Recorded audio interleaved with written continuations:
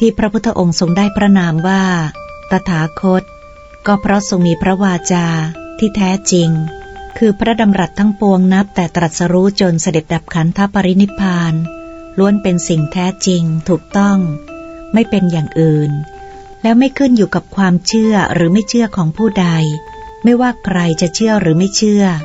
สิ่งที่พระองค์ตรัสและสิ่งที่พระองค์สอนก็จริงอย่างนั้นไม่เปลี่ยนแปลงไม่ถูกกำจัดด้วยกาลเวลา